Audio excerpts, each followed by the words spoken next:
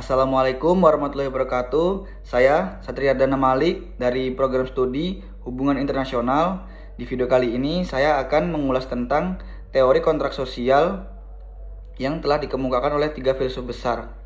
Jadi, mari kita langsung ke pembahasannya.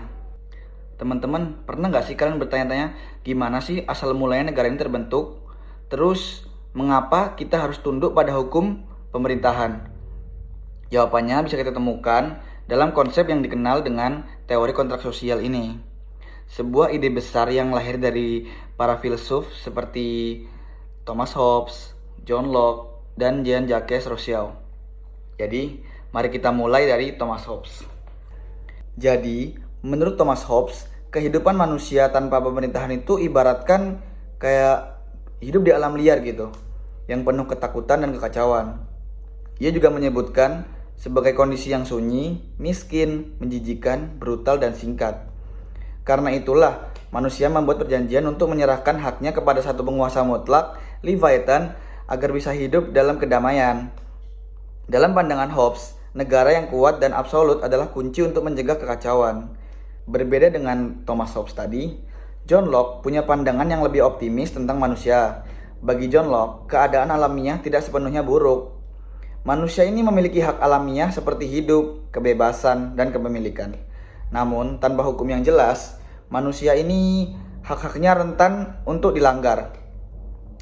Maka, manusia sepakat untuk membentuk pemerintahan. Tapi ingat, menurut John Locke, pemerintahan hanya sah selama ia melindungi hak-hak tersebut. Kalau pemerintah melanggar gimana? Ya rakyat berhak dong untuk menggantinya. Ya inilah dasar dari demokrasi liberal yang modern atau liberal sekarang ini. Lalu ada Jean-Jacques Rousseau, sang filsuf dari Prancis.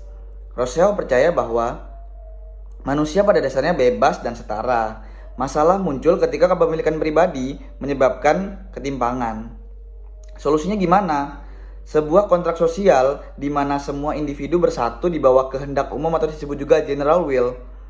Dalam pandangan Rousseau, kekuasaan sejati bukan di tangan raja, tapi di tangan rakyat. Kebebasan sejati adalah saat kita hidup mengikuti hukum yang kita buat bersama. Jadi, kira-kira apa ya bedanya dari ketiga pandangan tersebut? Yang pertama, kalau si Hobbes ini ingin kekuasaan absolut demi ketertiban dunia. Lalu yang kedua, ada John Locke. John Locke ini ingin pemerintahan yang terbatas demi melindungi hak-hak rakyat. Kemudian yang ketiga ada Rousseau. Rousseau ini ingin kekuasaan rakyat demi kesetaraan dan kebebasan sejati.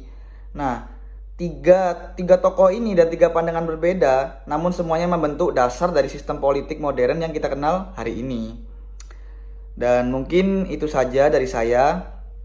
Kurang lebihnya mohon maaf. Assalamualaikum warahmatullahi wabarakatuh.